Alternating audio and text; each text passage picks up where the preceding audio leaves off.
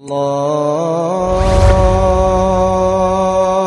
اکبر اللہ اکبر اعوذ باللہ من الشیطان الرجیم وعنده مفاتح الغیب لا يعلمها إلا هو ويعلم ما في البر والبحر وما تسقط من ورقة إلا يعلمها ولا حبة في ظلمات الأرض ولا رطب ولا يابس إلا في كتاب مبين.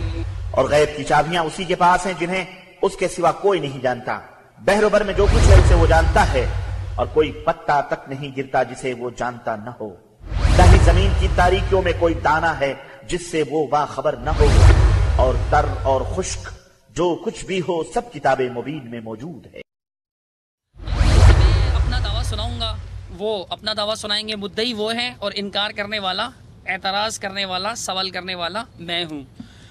اب یہاں پہ اشرف علی تھانوی صاحب جو ان کے حکیم الامت سمجھے جاتے ہیں، ان کی کتاب کی عبارت لکھی ہے سب سے پہلے بسم اللہ الرحمن الرحیم کے بعد کہ غیب کا حال سوائے اللہ کے کوئی نہیں جانتا. غیب کا حال البتہ نبیوں علیہم السلام کو وحی اور ولیوں کو کشف اور الہام سے اور عام لوگوں کو نشانیوں سے باتیں معلوم ہو جاتی ہیں.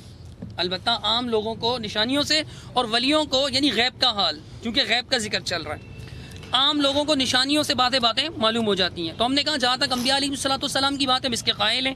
البتہ ولیوں کے بارے میں جو تھانوی صاحب نے لکھا ہے وہ قرآن و سنت کے خلاف ہے.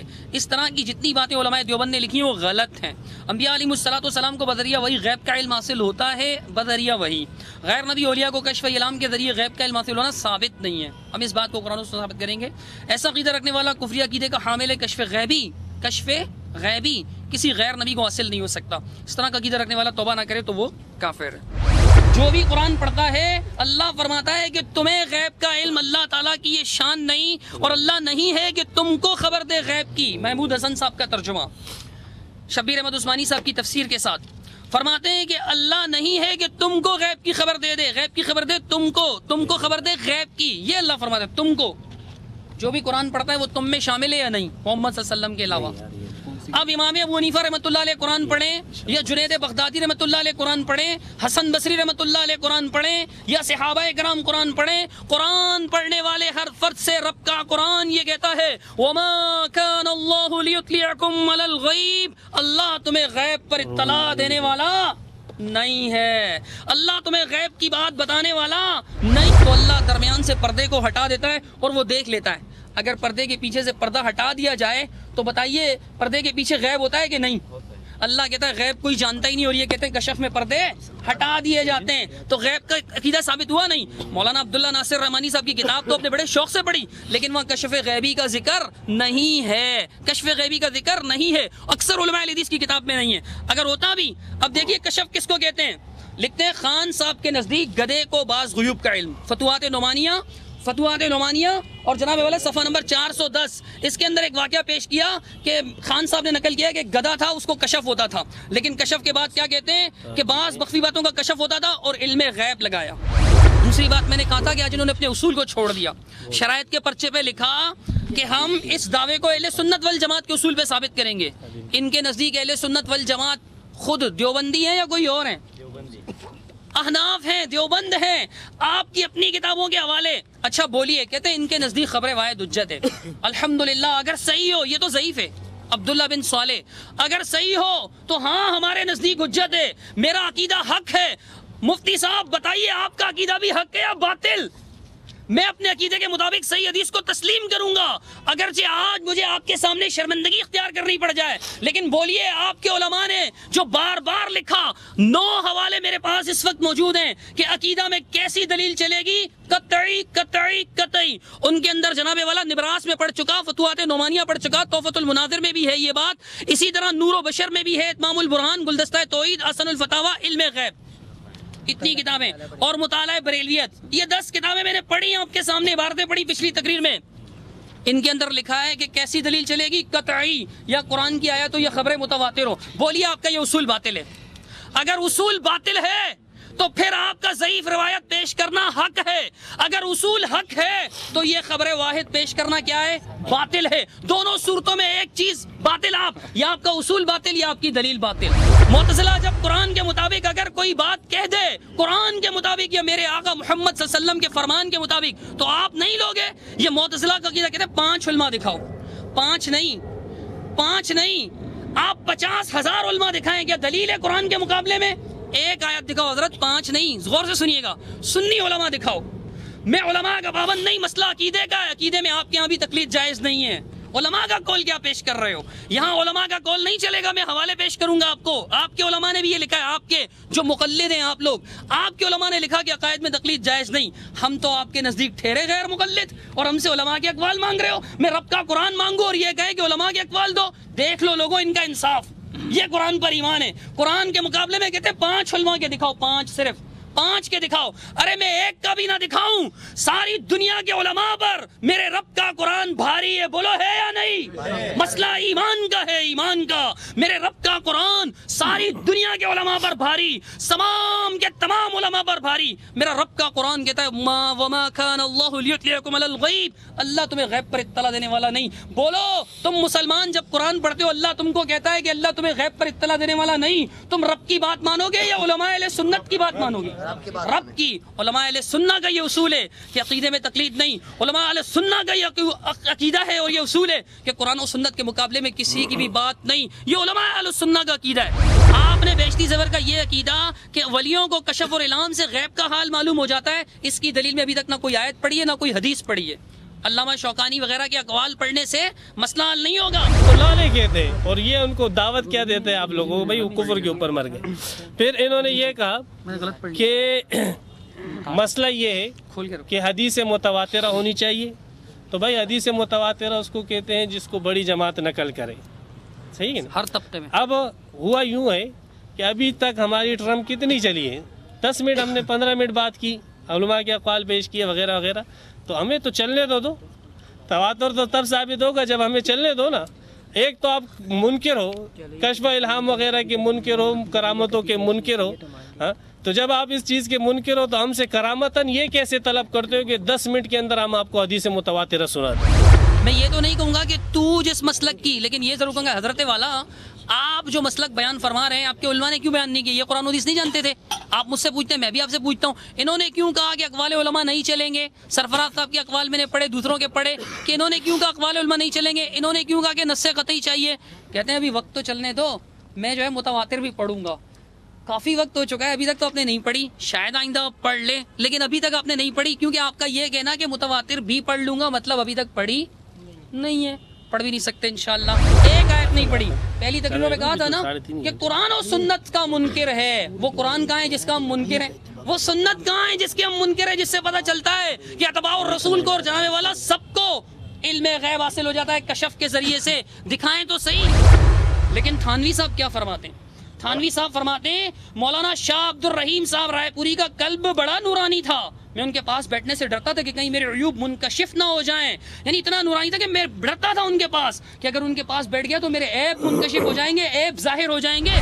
کوئی دلیل دو کہ رسول نبی الگ ہوتے، پھر کہو کہ نبی الگ رسول الگ. اور اس کے بعد جناب والا میں پڑھ رہا تھا صفحہ نمبر 75 سے کہ من اللہ معلوم ہو گیا. من اللہ کیسے معلوم ہوا؟ اللہ تو کہتا ہے میں رسول کے علاوہ کسی کو نہیں بناتا. اب سنیے صفحہ نمبر 78 کے اندر لکھا ہوا ہے کہ میرے ایک خدمت میں حاضر ہوئے، ان کے دل میں وسوسہ آیا کہ میرا یہ ٹھاٹ باٹ امیر انداز امیر صاحب کو پسند نہیں آئی، رشید صاحب کو. میں نے جیب میں جب میں نے کہا حضرت بیعت کر لیجیے، میرے دل میں خیال آیا کہ تو امیرانہ ٹھاٹ باٹ ہے. کہتے ہیں جیب میں کسی نے روپے دیے تھے نا، اس کو چھنکارا یوں، چھن چھن سکے تھے اس وقت روپے، چھنکار کر کہا دنیا دار آدمی سے کیا بیعت کرنے ہو؟ یعنی میرے دل کا راز پتہ چل گیا. میں نے کہا نہیں حضرت مجھے بیعت کر لیجیے. صفحہ نمبر 78.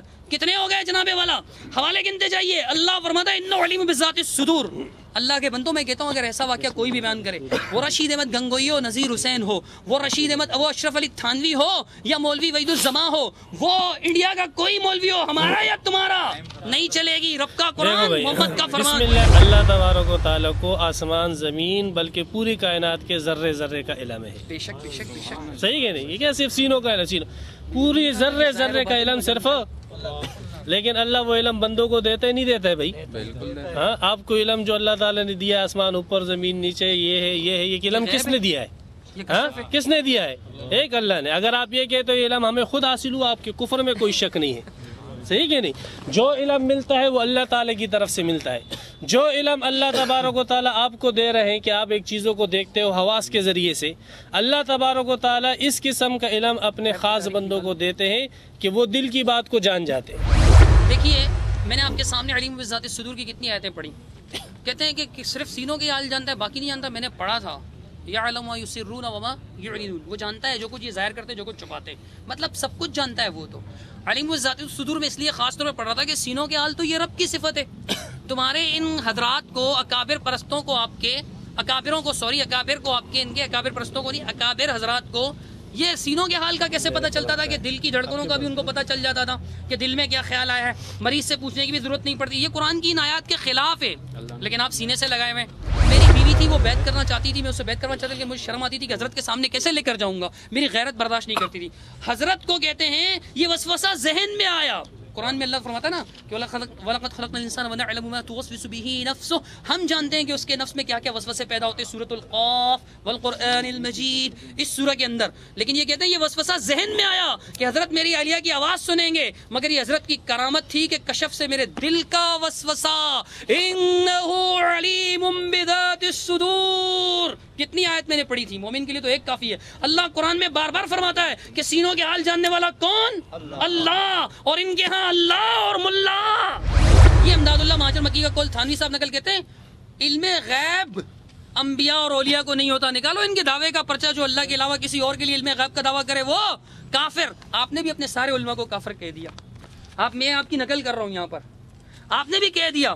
دکھائیے خاص طور پر لائن انڈر لائن کر کے دکھائیے کہ جو غیر اللہ کے لیے کہتے ہیں 129 نمبر یہ مقولہ ہے ان کا، کہتے ہیں فرمایا لوگ کہتے ہیں علم غیب انبیاء اولیاء کو نہیں کہتا، میں کہتا ہوں کہ اہل حق جس طرف نظر کرتے ہیں دریافت و ادراک غیبیات کا ان کو ہوتا ہے، دریافت اور ادراک غیبیات کا جس طرف نظر کرتے ہیں غیب ان کو نظر آ جاتا ہے، جہاں آنکھ اٹھی وہ نظر آ گئی۔ کیا ہے یہ کیا ہے؟ یہ دین ہے اللہ کے قرآن کے خلاف۔ جس طرف اہل حق، یہ کون سے اہل حق ہیں؟ کون سے اہل حق ہیں؟ قرآن کے خلاف فلا یظہر علی احد الا من ارتضی من رسول، اس میں ایسے الفاظ دکھاؤ کہ جس میں اولیاء کے لیے علم غیب تسلیم کیا گیا ہو۔ حی علی الصلاة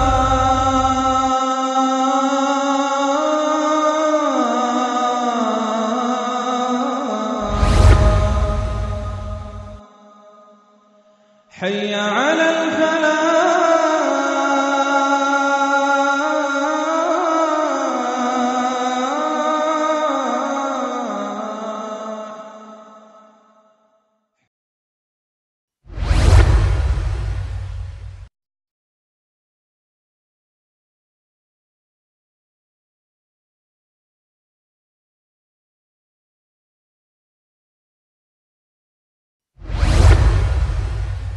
الرجیم، بسم اللہ الرحمن الرحیم۔ سب سے پہلے تو آپ ساتھیوں کو معلوم ہے کہ شرائط میں ہمارے درمیان طے ہوا ہے کہ دونوں طرف سے صرف ایک ایک فرد بولیں گے، مناظرین حضرات، اس طرف کی بھی ایک مناظر، اس طرف کے بھی، اور درمیان میں جو بولے گا چاہے اس طرف کا ہو چاہے اس طرف کا ہو اسے باہر نکالا جائے گا۔ تو اس سلسلے میں آپ کی طرف سے ایک ساتھی مقرر ہوں گے اور ایک ہماری طرف سے مقرر ہوں گے۔ اگر ان ساتھیوں کے کہنے پر نہیں اٹھیں گے تو مناظر پر لازم ہوگا کہ اشارہ کریں کہ آپ جائیں اپنے ساتھی کو، اور ظاہر سی بات ہے ہر ایک اپنے عالم کی عزت کرے گا، اپنے مناظر کی عزت کرے گا اور چلا جائے گا۔ تو سب سے پہلے تو آپ اپنا ایک ساتھی کھڑا کر دیں جو بھی چاہیں۔ مولانا صحیح ہے، مولانا معاونت میں مصروف نہیں رہیں گے، جواد بھائی کو کر دیں، کوئی مسئلہ نہیں ہے، انصاف کریں گے۔ مولانا ہے، ٹھیک ہے، مولانا علی اکبر صاحب، اور ہماری طرف سے آپ کا اس میں گرامی جی ارشاد الحق بھائی اس چیز کے ذمہ دار ہوں گے کہ جو ہماری طرف سے بولے گا وہ انشاءاللہ مولانا کے اشارے کرنے پر، بلکہ اشارہ کی بھی نوبت نہیں آئے گی انشاءاللہ، یہ اٹھا دیں گے ان کو۔ تو ضابطے کی کارروائی، چونکہ مدعی آپ ہیں، پہلی تقریر آپ کی ہوگی۔ اچھا، ہمارے ٹائم والے ٹائم کی پر ایک ایک مقرر کر دیں۔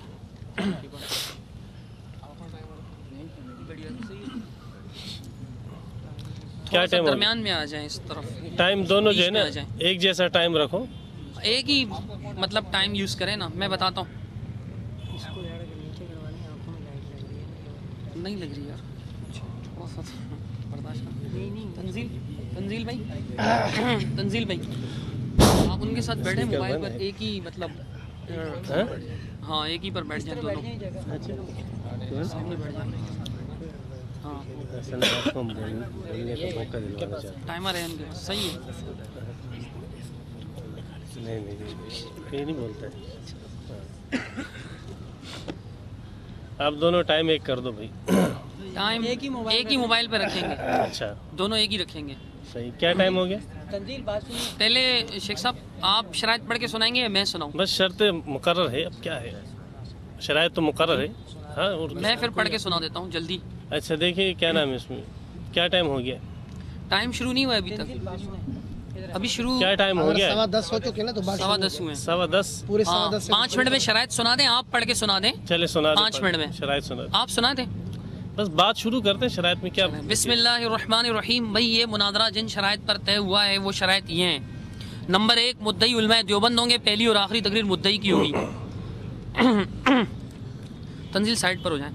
نمبر 2 مدعی اپنی آخری تقریر میں کوئی نئی بات نہیں کرے گا۔ اور نمبر 3 پہلی تقریریں 15 منٹ کی ہوں گی، باقی ہر تقریر 10 منٹ کی ہوگی۔ نمبر 4 ہر فریق کے کل 25 افراد ہوں گے۔ نمبر 5 تقریر صرف مناظری کریں گے، درمیان میں کسی کو بولنے کی اجازت نہیں ہوگی، اور جو درمیان میں بولے اسے پیار سے نکال دیا جائے گا۔ نمبر 6 موضوع سے باہر نکلنا شکست کی علامت ہوگی۔ نمبر 7 جرح و تعدیل جمہور محدثین کے اصول کے مطابق ہوگی۔ نمبر 8 محدثین کی ذات پر طعن نہیں ہوگا۔ نمبر 9 حوالے کے لیے اصل کتاب کا پیش کرنا ضروری ہوگا۔ نمبر 10 مناظرہ 5 نومبر 2011 بعد نماز عشاء ہوگا، بوقت رات 9:30 بجے۔ نمبر 11 اگلا مناظرہ رفع الدین پر، مورخہ 12 نومبر 2011 اسی وقت 12۔ نمبر 12 علماء دیوبند کی جانب سے مفتی عبدالواحد صاحب مناظر ہوں گے، اور اہل حدیث کی طرف سے محمد صدیق رضا۔ پہلے مناظرہ یعنی دوسرے مناظرہ کے لیے مناظر کا تعین پہلے مناظرے کے بعد ہوگا، غلط لکھا ہوا تھا اس میں، اس وجہ سے۔ نمبر 13 مناظرہ ختم ہوتے ہی دونوں فریق اپنے اپنے کیمرے بند کر دیں گے، دونوں۔ اور نمبر 14 مناظرہ کا وقت شروع ہوتے ہی مناظرہ شروع ہو جائے گا، مناظرہ سے پہلے شرائط پر کوئی بحث نہیں ہوگی۔ نمبر 15 اگر ہماری طرف سے تاخیر ہوئی تو صدیق رضا کی شکست ہوگی، یعنی اگر میں مناظرے میں نہ آتا، آج عذر پیش کرتا یا کوئی لیٹ ہو جاتا تو ہماری شکست ہوتی۔ نمبر 16 درمیان میں بولنے والے فرد کو باہر نکالنے کی دونوں فریق میں سے ایک فرد مقرر ہوگا، اپنے ایسے ساتھی کو باہر نکالنا ہر فریق کی ذمہ داری ہوگی۔ صدیق رضا اور جواد صاحب کے سائن ہیں اس پر، اس کا فوٹو لے لیں۔ اچھا یہ مائک جو ہے نہیں چل رہا ہے؟ جی سر، یہ کیمرے کے لیے لگایا ہوا ہے۔ اچھا کیمرے یہ مائک نہیں چل رہا ہے، یہ صرف کیمرے میں ریکارڈنگ صاف ہے۔ چلے ٹھیک ہے بس صحیح۔ اچھا بھائی ٹائم کیا ہوا ہے دیکھ لو یار، 10-20 ہو گئے، چھوڑ دو ان کو، نہ لے والے 16 ہو گئے، 20 پہ شروع کرنا ہے تاکہ برابر رہے۔ برابر چلے، پہلے 15 منٹ کا نہیں ہے 15 منٹ کا۔ تو پھر تو کیا جب بھی میں آپ کو کہہ رہا تھا نا 10-15 پہ شروع کر دیتے۔ پھر بھی وہ 15 والا مسئلہ رہتا، 5 والا۔ چلے کوئی مسئلہ 4 منٹ صبر کر لیتے ہیں تھوڑا سا۔ 3.5 گھنٹے کا مسئلہ تھا، چھوڑ دو، 3.5 گھنٹے کا تھا، گئے تھے نہیں ایسے ہی ادھر ادھر بات نہیں چلی گئی علی شیر مسئلہ ہو جائے گا۔ پرانی شرائط میں لکھی ہوئی۔ بعد میں سن رہے ہیں کیا خیال ہے؟ کل وقت 3.5 گھنٹے طے ہوا تھا نا، کل وقت 3.5 گھنٹے طے ہو چکا تھا، اچھا تو غلطی سے اس میں لکھنے سے رہ گیا۔ وہ دوسرا پہلے کاغذ جس پہ ہے دونوں کے سائن موجود ہیں، اس میں 3.5 گھنٹے لکھے ہوئے تھے۔ تو اگر یہ 10:20 پہ شروع ہوگا تو 3.5 گھنٹے کب ختم ہوگا؟ 1:20 جی 1:20 پہ 1:20 پہ، 1:50 پہ ختم ہوگا، 3.5 بجے۔ میں تمام ساتھیوں سے گزارش کروں گا، خاص طور پہ اپنے ساتھیوں سے بھی، کہ نظم و ضبط کا مظاہرہ کریں، خاموشی کے ساتھ حق کو سمجھنے کے لیے، جس فریق کی بات ہو حق اس کو قبول کرنے کے لیے، اور اخلاص کے ساتھ بیٹھیں دین کو سمجھنے کے لیے۔ مقصد کسی کو نیچا دکھلانا نہ ہو، نہ مقصد لوٹنگ بازی ہو، نہ کسی کو پریشان کرنا ہو، حق بات کو سمجھنے کے لیے کہ جو حق ہے، جو قرآن و سنت سے ثابت ہوگا، جو صحابہ کرام کا طریقہ ہوگا، انشاءاللہ اسی کو اپنائیں گے۔ اور جو بھی طریقہ خود ساختہ ہوگا، اپنا بنایا ہوا ہوگا، قرآن و سنت جس کا ساتھ نہیں دے گا، انشاءاللہ ہم اس کو نہیں اپنائیں گے۔ اور کوشش کیجیے گا کہ ماحول سنجیدہ رہے، ہنسی مذاق کا ماحول نہ ہو. یہ پتہ چلا مفتی صاحب کوئی بات کر رہے ہیں، آپ بلا وجہ ہنسنا شروع ہو جائیں، یا میں کوئی بات کر رہا ہوں اس طرف سے کوئی ہنسی کی آوازیں آنے لگ جائیں، تو یہ مناسب نہیں ہے. اگر کوئی ایک فریق کرتا بھی ہے تو میں خاص طور پہ اپنے دوستوں سے گزارش کروں گا کہ آپ نے تو بالکل بھی ہنسی مذاق نہیں کرنی ہے، بالکل سنجیدہ ہو کر بیٹھنا ہے انشاءاللہ، بات کو سمجھنے کی کوشش کرنی ہے. 9:30 بجے آ جاتا. وقت رہتا ہے ابھی تک بیٹا؟ 2 منٹ صبر کر لیں. والسلام على من لا نبي بعده اما بعد فاعوذ بالله من الشيطان الرجيم بسم الله الرحمن الرحيم وربك يخلق ما يشاء ويختار صدق الله العظيم. معزز سامعین، آج کی اس نشست کا سبب اور باعث اہل سنت والجماعت کا ایک عقیدہ ہے جسے حضرت اقدس حکیم الامت مولانا اشرف علی تھانوی رحمۃ اللہ علیہ نے بیشتری زیور میں تحریر فرمایا تھا. وہ عقیدہ میں آپ حضرات کے سامنے بیان فرماتا ہوں.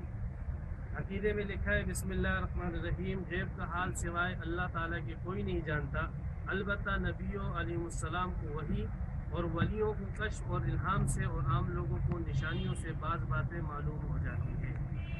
اس عقیدے کے اوپر اہل حدیث جماعت کی ترجمانی کرتے ہوئے جناب صدیق رضا صاحب نے یہ اعتراض کیا ہے کہ ولیوں کے متعلق تھانوی صاحب نے جو یہ بات کہی ہے وہ قرآن اور سنت کے خلاف ہے. کشف اور الہام کے متعلق علماء دیوبند نے جتنی باتیں لکھی ہیں وہ سب کی سب غلط ہے. کشف اور الہام کے متعلق جو عقیدہ ایسا رکھتا ہے وہ خفیہ عقیدے کا حامل ہے، اور توبہ نہ کرنے والا شخص وہ شخص کافر ہے. یہ ان کی عبارت ہے. اب ہمارا دعویٰ یہ ہے کہ کشف و الہام حق ہے، اور ان کا دعویٰ یہ ہے کہ کشف و الہام کفر ہے. ہم کشف اور الہام کو نصوص شریعہ سے ثابت کریں گے، دلائل سے ثابت کریں گے. اس دلائل کو ذکر کرنے سے پہلے میں مناسب سمجھتا ہوں کہ کشف و الہام کے معنی آپ حضرات کے سامنے بیان کر دوں کہ کشف و الہام کیا چیز ہے، تاکہ بات سمجھنا آسان ہو جائے. یہ میرے ہاتھ میں کتاب ہے عقیدۃ الفرقۃ الناجیہ، عقیدۃ الفرقۃ الناجیہ، شیخ عبداللہ ناصر رحمانی صاحب کی کتاب ہے. اس میں کشف کی تعریف کرتے ہوئے فرماتے ہیں کہ کشف یعنی کوئی بندہ ایسی بات سنے جو کسی اور نے نہیں سنی، یا عالم خواب یا بیداری میں کچھ دیکھے جسے کسی اور نے نہیں دیکھا، یا ایسا علم جو کسی اور کے پاس نہیں ہے، اس چیز کو کشف کہتے ہیں. ایسی چیز جو ہمارے ساتھی نہیں دیکھ رہے وہ اللہ تبارک و تعالیٰ کسی کو دکھلا دے. ایسی بات جو ساتھی نہیں سن رہے وہ اللہ تبارک و تعالیٰ کسی آدمی کو سنا دے. ایسا علم جو کسی کو حاصل نہیں، اللہ تبارک و تعالیٰ کسی شخص کے دل میں اس علم کا القاء و الہام کر دے. حضرت فرماتے ہیں کہ یہ کشف و الہام ہے. صفحہ نمبر 335 کے اندر انہوں نے کشف کی یہ تعریف کی ہے کہ ایسا علم جو علم اللہ تبارک و تعالیٰ کی طرف سے بندوں کو مل جائے، ایسی چیز جو اللہ تبارک و تعالیٰ بعض بندوں کے اوپر ظاہر فرما دے. اب اس کشف کے اوپر میں سب سے پہلے حدیث رسول صلی اللہ علیہ وسلم سے دلیل پیش کروں گا. یہ میری پہلی دلیل ہے المعجم الاوسط، حدیث شریف کی کتاب ہے، جلد نمبر 2 صفحہ نمبر 271. اس حدیث کی کتاب کے اندر حضرت ابو امامہ رضی اللہ تعالیٰ عنہ کے صحابی رسول کے فرماتے ہیں کہ نبی اکرم صلی اللہ علیہ وسلم نے فرمایا اتقوا فراست المؤمن فإنه ينظر بنور اللہ. مومن کی فراست سے ڈرو. اللہ کے رسول فرماتے ہیں بے شک مومن اللہ کے نور سے دیکھتا ہے.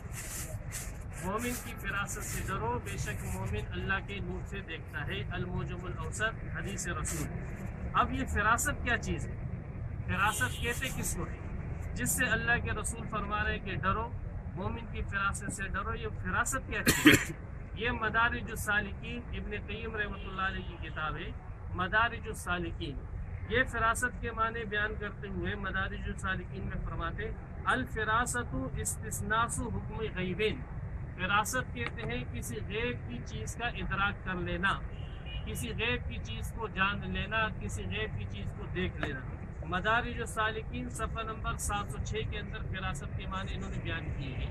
اللہ کے رسول فرما رہے ہیں مومن کی فراست سے ڈرو، مومن کی فراست سے بچو. انہوں نے فراست کا معنی یہ بتلایا ہے کہ کسی غیب کی چیز کا ادراک کر لینا، کسی غیب کی چیز کو دیکھ لینا. مدارج السالکین ابن قیم جوزی رحمۃ اللہ علیہ کی کتاب. اسی فراست کے معنی بیان کرتے ہوئے عبد الرحمن مبارک پوری صاحب جو اہل حدیث کے ایک جید عالم گزرے ہیں، فرماتے ہیں کہ فراست کے دو معنی ہیں مشہور. ایک وہ ہے ما دل علیہ ظاہر الحدیث، جو اس حدیث میں آیا ہے، جو حدیث میں نے آپ کے سامنے پڑھ کر بتائی. فرماتے فراست کیا چیز ہے؟ فرماتے وَهُوَ مَا يُوقِعُ اللَّهُ فِي قُلُوبِ أَوْلِيَائِهِ، وہ چیز جو اللہ تبارک و تعالیٰ اپنے اولیاء کے دلوں میں ڈال دیتے ہیں. پھر فَيَعْلَمُونَ بِذَلِكَ أَحْوَالَ النَّاسِ، بس اس کے ذریعے سے اولیاء کرام لوگوں کی حالتوں کو جان جاتے ہیں، لوگوں کی حالتوں کو جان جاتے ہیں. یہ فراست ہے. یہ تحفۃ الاحوذی ترمذی شریف کی شرح ہے، جلد نمبر 8 ہے، صفحہ نمبر 533. اب ابن قیم سے بھی میں نے آپ حضرات کے سامنے فراست کے معنی بیان کیے کہ کسی غیب کی چیز کا ادراک کر لینا، دیکھ لینا. اور یہ دوسرے اہل حدیث عالم ہیں عبد الرحمن مبارک پوری صاحب تحفۃ الاحوذی، انہوں نے بھی فراست کے معنی بیان کیے کہ اللہ تبارک و تعالیٰ کسی شخص کے دل میں ایسا علم ڈال دے کہ جس کے ذریعے سے ان لوگوں کی حالت کو جان لے. اسی چیز کو فراست کے معنی کو، فراست کی بات کو یہ علامہ شوکانی رحمۃ اللہ علیہ اہل حدیث کے ایک جید عالم ہے. اس کی ایک کتاب ہے قطر الولی. فراست کے معنی کو ایک مثال سے، ایک واقعے سے واضح کر کے فرماتے ہیں. فرماتے وَمِنْ أَغْرَبِ مَا نَحْكِيهِ فِي مَا يَتَعَلَّقُ بِهَذَا الْحَدِيثِ، پہلے اس حدیث کو ذکر کیا ہے. اس حدیث کے ذکر کرنے کے بعد شوکانی رحمۃ اللہ علیہ فرماتے ہیں کہ اس حدیث کے متعلق ایک واقعہ ہے جو میں آپ حضرات کے سامنے ذکر کرتا ہوں، جس کی وجہ سے آپ حدیث کا مفہوم آسانی سے سمجھ جاؤ گے. شوکانی صاحب قطر الولی کے اندر فرماتے ہیں ایک مرتبہ جنید بغدادی رحمۃ اللہ علیہ واز فرما رہے تھے. دوران واز ایک شخص آیا، عیسائی آیا، اور اس نے مسلمانوں کا لبادہ اوڑھ رکھا تھا. وہ آیا حضرت کے درس میں شریک ہوا، کسی کو پتہ نہیں تھا کہ یہ شخص عیسائی ہے. وہ حضرت کے درس میں شریک ہوا، آ کر حضرت سے پوچھتا ہے کہ یا جنید بغدادی، یہ جو اللہ کے رسول کی حدیث ہے اتقوا فراست المؤمن، اس کا معنی کیا ہے؟ حضرت نے فَأَتْرَكَ قَلِيلًا، تھوڑی دیر کے لیے جنید بغدادی صاحب نے سر جھکا لی. ثم، پھر سر اٹھایا. قال له اسلم فقد آن لك ان تسلم، مسلمان ہو جاؤ، تیرے مسلمان ہونے کا وقت قریب آ گیا. فقاما، وہ عیسائی کھڑا ہوا. وجسا بین یدیہ واسلم، حضرت کے سامنے دو زانو ہو کر بیٹھا اور مسلمان. یہ اللہ تبارک و تعالیٰ نے جنید بغدادی رحمۃ اللہ علیہ پر منکشف کیا کہ یہ شخص عیسائی ہے. کسی کو یہ بات معلومہ نہ تھی. اس کو کشف کہا جاتا ہے. یہ اللہ تبارک و تعالیٰ کا علم ہے جو اللہ تبارک و تعالیٰ اپنے بعض اولیاء کرام کو دیتے ہیں. قطر الولی اہل حدیث عالم ہے، صفحہ نمبر 413 حدیث یہ آپ کے سامنے. یہ مسئلہ، چونکہ یہ مسئلہ جو ہے، یہ مسئلہ نصوص شریعہ سے ایسے ثابت ہے کہ آج تک اس میں کسی کا اختلاف نہیں رہا. اہل سنت والجماعت اور اہل حدیث دونوں اس بات کے اوپر متفق تھے کہ کشف اور الہام کے ذریعے اللہ تبارک و تعالیٰ اولیاء کرام کو علم دیتے ہیں. اس کے اوپر اہل حدیث کا آج تک ہمارے ساتھ کوئی اختلاف نہیں رہا تھا. اہل حدیث اور اہل سنت سب اس بات کے اوپر متفق تھے. یہ دیکھیں میرے ہاتھ میں اہل حدیث جماعت کی کتاب ہے فتاوی نظیریہ. فتاوی نظیریہ، اس فتاوی نظیریہ کے اندر حضرت نذیر حسین دہلوی فرماتے ہیں گاہے او سبحانہ تعالی ہر کیرا از مقربان درگاہ خود از انبیاء علیہ السلام بوحی و الہام و از اولیاء بکشف و الہام بر باز امور غیبیہ اطلاع دہد معلوم می شود. فرماتے ہیں کہ اللہ تبارک و تعالی اولیاء کرام کو کشف و الہام کے ذریعے بعض امور غیبیہ پر اطلاع دے دیتے ہیں. فتاوی نظیریہ جلد 1 صفحہ نمبر 131. اور یہ ایسے شیخ ہیں جو شیخ الکل کہلاتے ہیں، بہت بڑے عالم ان کے گزرے ہیں. اور یہ ایسے معمولی آدمی نہیں، ان کے اس فتوے کے اوپر 10 علماء 9 علماء بہت بڑے عالم ان کے گزرے ہیں. اور یہ ایسے معمولی آدمی نہیں، ان کے اس فتوے کے اوپر 10 علماء 9 علماء اہل حدیث نے دستخط کیے. 9 علماء اہل حدیث نے دستخط کیے ان کے اس فتوے کے اوپر. وہ 9 علماء اہل حدیث کون سے تھے؟ ان کے نام میں آپ کے سامنے ذکر کرتا ہوں. محمد قطب الدین، نوازش علی، محمد برکت اللہ، محمد بشیر الدین قنوجی، سید محبوب علی جعفری، محمد بن بارک اللہ پنجابی، محمد حسین بٹالوی اور احمد اللہ. 9 یہ ایک نذیر حسین دہلوی. 10 علماء ہو گئے جو یہ کہتے ہیں کہ اللہ تبارک و تعالیٰ کشف اور الہام کے ذریعے سے اپنے نیک بندوں کو علم دیتے ہیں. پھر اسی فتوے کو فتاوی علماء اہل حدیث کے اندر نقل کیے گئے. یہ فتاوی علماء اہل حدیث جلد نمبر 9 صفحہ نمبر 179 کے اندر یہی عبارت ہے کہ اللہ تبارک و تعالی نیک بندوں کو کشف و الہام کے ذریعے سے علم دیتے ہیں. جلد نمبر 9 صفحہ نمبر 179. یہ ہوئے 11 ان کے علماء. یہ ان کے 12ویں عالم ہیں علامہ شوکانی رحمۃ اللہ علیہ، جس کا پہلے میں نے ذکر کیا تھا. فرماتے لیس لمنکر ان ینکر علی اولیاء اللہ ما یقع منہ المکاشفات الصادقہ. کسی منکر کو یہ حق حاصل نہیں ہے کہ وہ اللہ کے اولیاء پر یہ انکار کرے کہ تمہیں کشف نہیں ہوتا. اولیاء کرام کو کشف ہوتا ہے، بالکل ہوتا ہے. اس لیے فہذا باب قد فتحہ رسول اللہ صلی اللہ علیہ وسلم. یہ تو ایسا دروازہ ہے جسے اللہ کے رسول خود کھول کے گئے ہیں. اس کا کوئی انکار کیسے کر سکتا ہے؟ پھر آگے انہوں نے بہت ساری تفصیل کشف کے متعلق بیان فرمائی ہے اور کشف کو دلائل کے ذریعے سے انہوں نے ثابت فرمایا ہے. پھر یہ ہوئے ان کے 13 عالم. یہ 14ویں عالم ہیں ان کے عبداللہ ناصر رحمانی صاحب، جن کا نام آپ نے سنا ہوگا، عقیدۃ الفرقۃ الناجیہ. اس وقت جماعت اہل حدیث کے مستند عالم ہیں. فرماتے اہل سنت والجماعت کے اصولوں میں سے یہ بات ہے کہ کرامات اولیاء اور مکاشفات کی تصدیق کریں. یہ تو اہل سنت والجماعت کے اصولوں میں سے. جو شخص اس کو نہیں مانتا وہ اہل سنت والجماعت کہلانے کا حقدار نہیں. اہل سنت والجماعت کی ضد تو بدعتی ہے. اہل سنت والجماعت کے اصولوں میں سے یہ بات ہے کہ وہ کرامات اولیاء کی تصدیق کرے اور کشف کی تصدیق کرے. یہ 14 علماء اہل حدیث. پھر یہ میرے ہاتھ میں 15واں عالم اولیاء اللہ کی پہچان ابو حمزہ عبد الخالق صدیقی. ان کی بات بھی سنتے چلے. اہل حدیث عالم کیا فرماتے جس طرح کرامت قرآن و سنت سے ثابت ہے، اسی طرح کشف بھی قرآن و سنت سے ثابت ہے. جو ان کا انکار کرے گا گویا وہ قرآن و سنت کا انکار کرتا ہے. کشف کا منکر قرآن اور سنت کا انکار کرتا ہے. پھر آگے فرماتے ہیں کہ ہم کشف کا انکار نہیں کرتے، ہم اہل حدیث کشف کا انکار نہیں کرتے، بلکہ ہم تو یہ کہتے ہیں بعض تابعین کو کشف ہوتا تھا. اولیاء کی 1400 سال کی تاریخ گواہی دیتی ہے کہ بعض اولیاء کو کشف ہوتا ہے. وہ شخص روحانی اعتبار سے اندھا ہے جو کشف کا انکار کرتا ہے. پھر آگے فرماتے ہیں، آخر کے اندر جا کر فرماتے ہیں پس جو شخص کہتا ہے کہ اولیاء اللہ کو کشف نہیں ہوتا اور نہ ہی ہو سکتا ہے تو وہ حدیث رسول کا منکر ہے. 3 فتوے لگائے انہوں نے، 3 فتوے. پہلا فتویٰ تو یہ لگایا کہ جو شخص کشف کا انکار کرتا ہے قرآن و سنت کا منکر ہے. جو شخص کشف کا انکار کرتا ہے وہ روحانی اعتبار سے اندھا ہے. جو شخص کشف کا انکار کرتا ہے وہ حدیث رسول کا منکر ہے. یہ اولیاء اللہ کی پہچان صفحہ نمبر 427 کے اندر. یہ ہوئے ان کے 16 عالم. 17ویں عالم اہل حدیث جماعت کے ترجمہ سنائی. ترجمہ سنائی کے اندر جو ہے اہل حدیث جماعت کی حقانیت ثابت کرنے کے لیے، اہل حدیث جماعت کی حقانیت ثابت کرنے کے لیے کشف سے دلیل پکڑی. فرماتے ہیں کہ بہت سے بزرگوں نے بطریق کشف یہ معلوم کیا ہے کہ ائمہ اربعہ انہی لوگوں سے خوش ہیں جو قرآن و حدیث پر چلتے ہیں. کشف سے یہ بات معلوم کی. ترجمہ سنائی صفحہ نمبر 325 سورہ نحل کے اندر یہ فرماتے ہیں کشف سے. یہ ہوگا ان کے 17 عالم. اور یہ امام ابن تیمیہ رحمۃ اللہ علیہ، ابن تیمیہ رحمۃ اللہ علیہ کی کتاب عقیدۃ الواسطیہ، اس کے متن کے اندر فرماتے وَمِنْ اصول اہل السنتی التصدیق بکرامات الاولیاء والمکاشفات.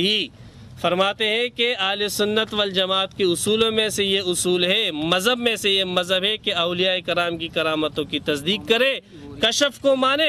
وَهِيَ مَوْجُودَةٌ فِيهَا إِلَى يَوْمِ الْقِيَامَةِ. کرامت اور کشف اس امت کے اندر قیامت تک موجود رہے گا.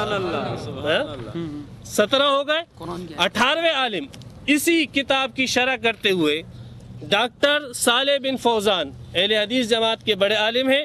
فرماتے ای من اصول عقیدتہم، فرماتے ہیں کہ اہل سنت والجماعت کے عقائد کے اصولوں میں سے یہ اصول ہے کہ وہ اولیاء کرام کے کشف کی تصدیق کرے. یہ شرح عقیدۃ الواسطیہ صفحہ نمبر 207 یہ ہوئے 19 علماء. فتاوی اہل حدیث شیخ حافظ عبداللہ اروپڑی یہ فرماتے صفحہ نمبر 156 جلد نمبر 1 کے اندر فرماتے جو استخارے سے معلوم ہوتا ہے وہ بیداری میں ہو تو الہام ہی ہے. جو چیز استخارے میں آپ کو خواب سے معلوم ہو جاتی ہے وہی چیز اگر آپ کو بیداری میں معلوم ہو تو اس کو الہام کہتے ہیں. پھر آگے فرماتے ہیں کہ الہام ایک دلیل ظنی ہے، ایک دلیل ظنی. یہ فتاوی اہل حدیث صفحہ نمبر 156 کے اندر. پھر یہ علامہ گوندلوی ان کے بہت بڑے محدث فرماتے صفحہ نمبر 94 نحمده ونستعينه ونستغفره ونعوذ بالله من شرور أنفسنا ومن سيئات أعمالنا من يهده الله فلا مضل له ومن يضلل فلا هادي له أشهد أن لا إله إلا الله وحده لا شريك له وأشهد أن محمدا عبده ورسوله أما بعد فإن خير الحديث كتاب الله وخير الهدي هدي محمد صلى الله عليه وسلم شر الأمور محدثاتها إن كل محدثة بدعة وكل بدعة ضلالة وكل ضلالة في النار. اللهم صل على محمد وعلى آل محمد كما صليت على إبراهيم وعلى آل إبراهيم إنك حميد مجيد. اللهم بارك على محمد وعلى آل محمد كما باركت على إبراهيم وعلى آل إبراهيم إنك حميد مجيد. رب اشرح لي صدري ويسر لي أمري واحلل عقدة من لساني يفقهوا قولي. أعوذ بالله السميع العليم من الشيطان الرجيم.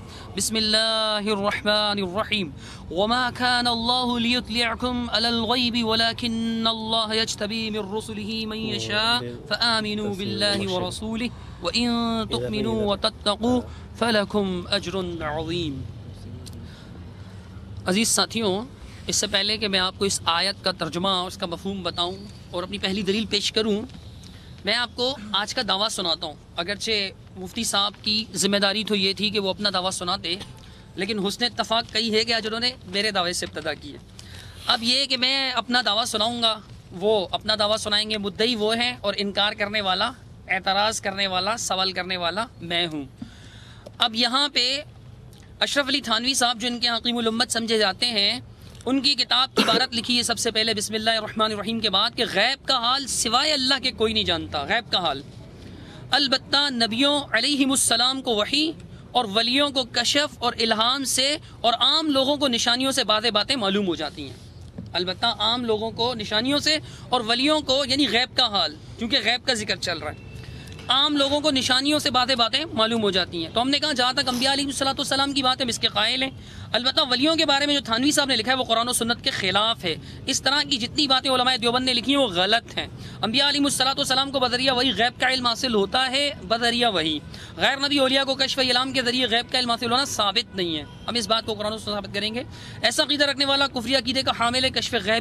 کشف غیبی کسی غیر نبی کو حاصل نہیں ہو سکتا. اس طرح کا عقیدہ رکھنے والا توبہ نہ کرے تو وہ کافر ہے. اب مسئلہ یہ ہے کہ مفتی صاحب نے کسی کتاب کو پڑھتے ہوئے یہ بھی فرمایا کہ انہوں نے لکھا ہے کہ کشف بھی قرآن و سنت سے ثابت ہے. اگر قرآن و سنت سے ثابت ہے تو قرآن کی وہ آیت کہاں ہے حضرت جی؟ مفتی صاحب میرا سوال نوٹ کیجئے گا. قرآن و سنت سے اگر ثابت ہے اور آپ چونکہ اس سے راضی تھے، وگرنہ آپ پیش نہ کرتے، آپ نے بطور الزامی دلیل کے پیش کیا اور آپ نے اپنے حق میں پیش کیا، اس کا مطلب آپ اس سے متفق ہیں. اگر آپ اس سے متفق ہیں تو پیش کیجئے قرآن مجید کی وہ آیت جس سے کشف غیبی ثابت ہوتا ہو. میں نے جو آیت پڑھی سورہ آل عمران کی آیت ہے اور آیت نمبر 179 ہے، 179. اس آیت کے اندر اللہ سبحانہ تعالیٰ قرآن مجید میں ارشاد فرماتا ہے کہ وَمَا كَانَ اللَّهُ لِيُطْلِعَكُمْ عَلَى الْغَيْبِ، کہ اللہ تمہیں غیب کا علم دینے والا نہیں. یہ بات پیارے آقا محمد رسول اللہ صلی اللہ علیہ وسلم سے نہیں کہی جا رہی، بلکہ قرآن پر ایمان لانے والے لوگوں سے کہی جا رہی ہے. جو بھی قرآن پڑھتا ہے اللہ فرماتا ہے کہ تمہیں غیب کا علم اللہ تعالیٰ کی یہ شان نہیں، اور اللہ نہیں ہے کہ تم کو خبر دے غیب کی. محمود حسن صاحب کا ترجمہ شبیر احمد عثمانی صاحب کی تفسیر کے ساتھ فرماتے ہیں کہ اللہ نہیں ہے کہ تم کو غیب کی خبر دے دے، غیب کی خبر دے تم کو خبر دے غیب کی. یہ اللہ فرماتا ہے تم کو. جو بھی قرآن پڑھتا ہے وہ تم میں شامل ہے یا نہیں، محمد صلی اللہ علیہ وسلم کے علاوہ. اب امام ابو حنیفہ رحمۃ اللہ علیہ قرآن پڑھیں یا جنید بغدادی رحمۃ اللہ علیہ قرآن پڑھیں، حسن بصری رحمۃ اللہ علیہ قرآن پڑھیں یا صحابہ کرام قرآن پڑھیں، قرآن پڑھنے والے ہر فرد سے رب کا قرآن یہ کہتا ہے وَمَا كَانَ اللَّهُ لِيُطْلِعَكُمْ عَلَى الْغَيْبِ، اللہ تمہیں غیب پر اطلاع دینے والا نہیں ہے، اللہ تمہیں غیب کی بات بتانے والا نہیں ہے۔ یہ مت سمجھنا کہ اللہ تمہیں، اللہ کہہ رہا ہے لیطلعکم، تمہیں، ہر قرآن پڑھنے والے کو۔ اگر استثناء ہے تو کس کا؟ میں ہر قرآن پڑھنے والا اس لیے کہہ رہا ہوں کہ پیارے آقا محمد رسول اللہ صلی اللہ علیہ وسلم سے فرمایا گیا اتلو ما اوحی الیک من الکتاب، کتاب میں سے جو آپ پر نازل ہوا آپ بھی اس کی تلاوت کیا کیجیے۔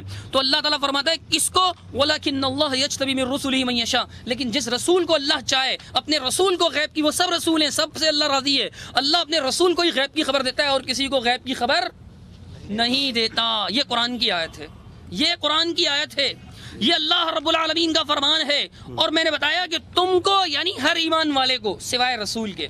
تو قرآن سے کیا ثابت ہوا کہ غیب، اولیاء اللہ کو غیب نہیں ہو، کیونکہ اولیاء اللہ قرآن پڑھنے والے نیک لوگ ہیں نا۔ یہ کون کہہ رہا ہے؟ سورہ آل عمران آیت نمبر 179 179۔ حضرت مفتی صاحب شرائط کا پرچہ پڑھیے گا، آپ کے اس پرچے میں یہ بھی لکھا ہوا ہے، آپ کے دعویٰ کے پرچے میں معذرت کے ساتھ، کہ ہم اس دعویٰ کو اہل سنت والجماعت کے اصول پر ثابت کریں گے۔ اہل سنت والجماعت سے جناب کی مراد یقیناً آپ لوگ ہوں گے، دیوبندی اصول سے ثابت کریں گے۔ دیوبندیوں کا یہ اصول ہے اور مسئلہ عقیدے کا ہے۔ بہشتی زیور اٹھا کر دیکھ لیجئے، یہ مسئلہ عقیدے کا ہے، عقیدہ نمبر 33 اور صفحہ نمبر 51۔ مولوی اشرف علی تھانوی صاحب آپ کے حکیم الامت، انہوں نے اس کو دیا ہے عقیدہ نمبر 33، مسئلہ عقیدے کا ہے۔ نص قطعی، قطعی الثبوت، قطعی الدلالہ، 33 نمبر، قطعی الثبوت، قطعی الدلالہ، حوالہ میں دوں گا، سنیے۔ آپ نے 15-16 علماء کرام کے حوالے پڑھے، ان کا بھی جواب سنیے گا۔ توجہ مفتی صاحب، میرے ہاتھ میں آپ کی کتاب فتاوی نعمانیہ، فتوحات نعمانیہ، اس کے اندر لکھا ہوا ہے عقیدہ قائم کرنے کے لیے دلیل قطعی کی ضرورت ہوتی ہے اور نفی کے لیے صرف عدم دلیل ثبوت کافی ہے، یعنی عدم دلیل ثبوت کافی ہے، ثبوت کا نہ ہونا ہی کافی ہے، اور عقیدہ قائم کرنے کے لیے دلیل قطعی کی ضرورت ہوتی ہے۔ فتوحات نعمانیہ صفحہ نمبر 355۔ اور اس کے بعد سنیے گا، میرے ہاتھ میں آپ کی کتاب ہے ازالۃ الریب عن عقیدۃ علم الغیب، علم غیب کے عقیدہ کے بارے میں شکوک و شبہات کا ازالہ فرمانے۔ کیا فرماتے ہیں سنیے گا، دیکھیے سرفراز صاحب لکھتے ہیں